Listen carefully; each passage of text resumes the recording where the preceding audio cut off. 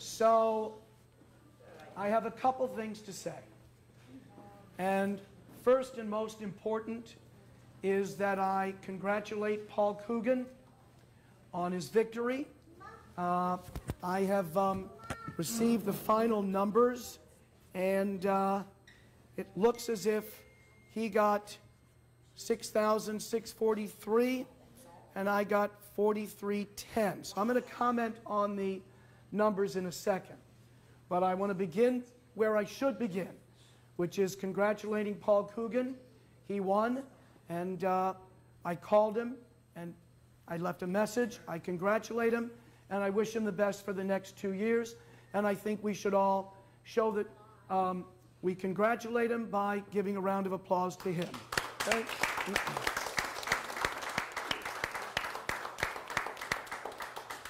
Now, having said that, I want to say again to all of you, first, why I ran, and second, my great thanks to you.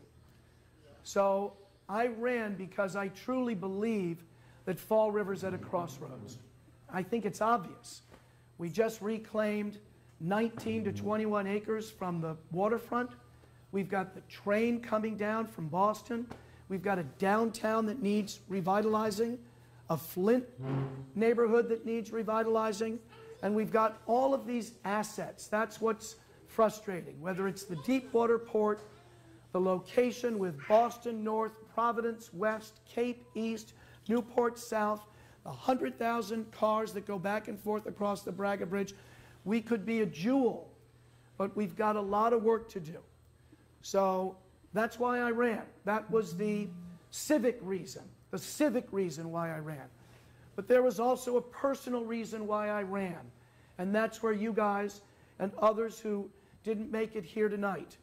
There were 150 people that Lisa and Liam and I called, and let me just single them out. Everybody in this room did a lot, but the two people who did the most were Liam Kidd, who was a Swiss Army knife,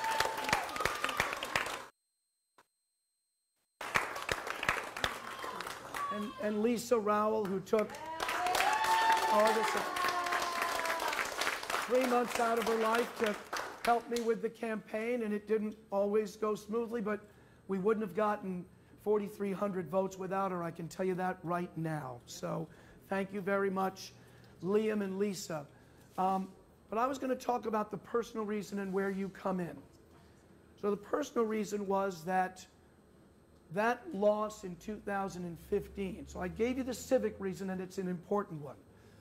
But that was one that was very difficult to accept because I loved the job, and I was just starting to get the hang of it, and I could feel it.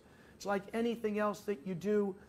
You're just, in the beginning, you're not sure, and you're learning, and you're colliding with your inexperience, and you're growing. But I felt like by September, October, I was starting to get the hang of it. And I think I could be a great mayor for this city. And maybe I will.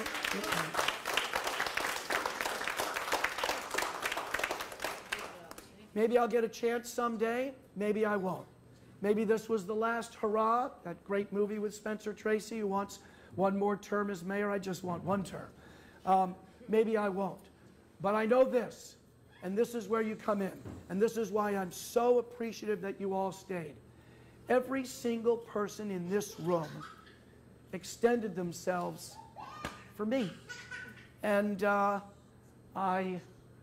wish that I knew why, but I think it's because you believe in me. And I want you to know what it does for me when you're holding a sign at a visibility, when you're holding a sign on election day, when you're coming to the office to make phone calls, when you are coming to my announcement, all of those things. Basically what you do is you reinforce me and you send a message to others. We believe in this candidate, and we think he can win, and we think he is worthy of your attention. And you made me, I was out of it for 8 years. And all the people in this room made me a credible, a viable, a serious candidate. Those numbers are pretty good, okay? He got, think about this, guys. Now, we've got the analysts there, but this is what I think, and once again, I just got these numbers. But think about this. Think about a few things that speak about what we did together. So, Paul got 45, I believe he got 4,500 votes, Lisa, on primary day. So he increased his total by 2,000. I got 2,500 votes on primary day. I increased my total by 1,800. So if my general math is correct, we ran pretty even with him for the next group of voters. This is what is worrisome for Fall River, because obviously I care about the city. I've been here for a long time. What worries me is that the numbers, and I'll be interested to hear what the experts say, but the numbers keep going down. So when the recall election of 2014, I think it was around 16,000 people who voted.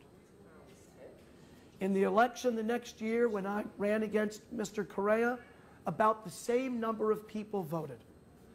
When Linda Pereira ran against Jazel Correa in 2017, there was a slight decline, but I think around 15,000 plus people voted. Today, with so much at stake for the city, just over 10,000 people voted. So that's something that everybody that cares about Fall River, we need to do something about that, because what's happening? People are becoming apathetic. There's no other explanation. It was certainly a heated campaign, and his team worked hard, and my team worked hard, and all of the things we did to try to drive turnout, and 10,000 plus people voted. So there'll be time for postmortems. I'll be interested to see what they say. I'll be interested to see what the commentators on WSAR say. I'll be interested to see what the Herald News says. And let's face it, we have a very active social media climate here in Fall River. So whether it's all of the people who post, Aaron All-Nighter with his podcast, Mike Herron with the various things that he does, it's going to be very interesting to see what people say about that number. That number keeps going down.